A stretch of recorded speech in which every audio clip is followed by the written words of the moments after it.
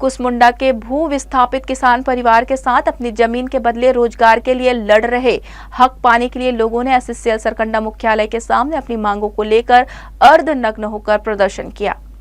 SCL Bilaspur मुख्यालय में main गेटों को सोमवार को आंदोलनकारियों ने जाम कर दिया था, जिसके कारण मुख्यालय में आवाजाही बंद रही। किसान सभा के सहयोग से रोजगार एकता संघ के बैनर पर पिछले लंबे समय से भू विस्थापित किसानों द्वारा आंदोलन किया जा रहा है। 2 बार खदान बंदी की भी जा चुकी है। इस आंदोलन के दबाव में एससीएल प्रबंधन ने 1 माह में उन्हें रोजगार देने का लिखित वादा किया था, लेकिन इसमें असफल रहा।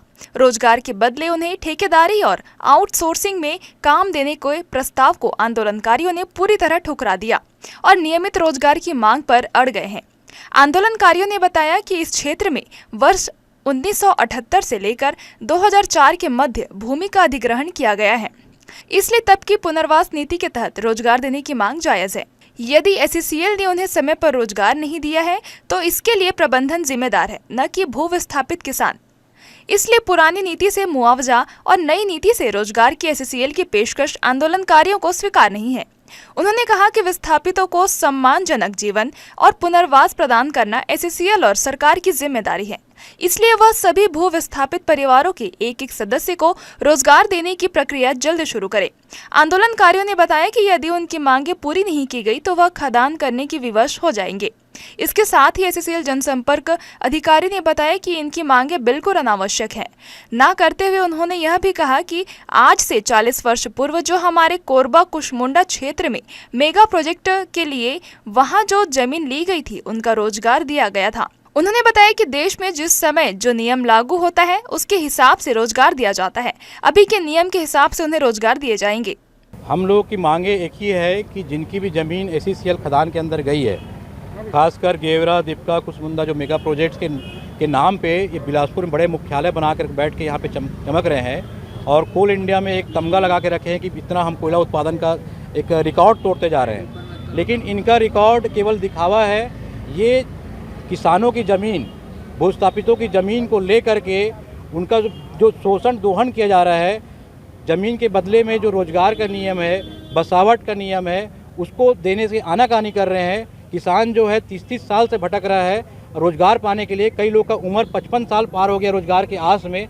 और ये जो मुख्यालय एससीएल में बैठे हुए अधिकारी हैं केवल गुमराह करके अपने नौकरी के समय को पार करते हैं ताकि नया अधिकारी आए, नया सिस्टम बने और ये भूस्थापित घूमते रहें। इसलिए इनकी जो मतलब हदें जो पार है, उसलिए आज लोगों को यहाँ पे एक इस तरह का प्रदर्शन के लिए मजबूर होना पड़ा है और आगे भी हम एक बताते हैं ये निरंतर जारी रहेगा। क्योंकि काफ़ी दिनों से भूस्थापित अपना लड़ाई लड़ रहे हैं और लगभग जितने भी वहाँ पे 4 खदानें जो चलती है, कुसमुंडा, गेवरा, दीपका और कोरबा क्षेत्र, वो सब यही टिका देते हैं कि जो भी होगा एससीएल सीएमडी ऑफिस बिलासपुर में होगा। इसलिए आज हम सीएमडी ऑफिस में पत्र व्यवहार बहुत बार किए हैं, लेकिन इनका एक रहता है गोलमोल तरीका कि हाँ हो जाएगा। सीधा इसमें यह है कि कोल बेरिंग एक्ट से आपने अगर अधिग्रहण किया है, सीधा उसमें यही लिखा है कि each affected family will be consider, प्रत्येक प्रभावित परिवार को एक नौकरी देना है।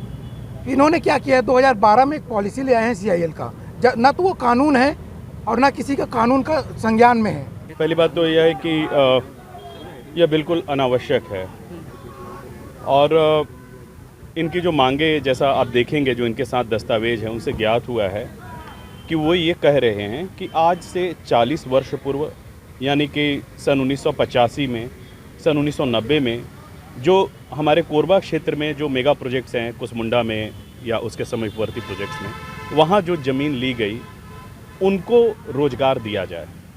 हम सभी अवगत हैं कि इस देश में जिस समय जो नियम लागू होता है उसके हिसाब से रोज़गार दिए जाते हैं। 1990 में जो नियम प्रचलित थे कि जिस व्यक्ति की भी ज़मीन ली जाएगी उसको रोजगार दिया जाएगा, चाहे ज़मीन जितनी भी थी, इनके साथ ये समझौता हुआ था और उसके तहत इनको ली गई।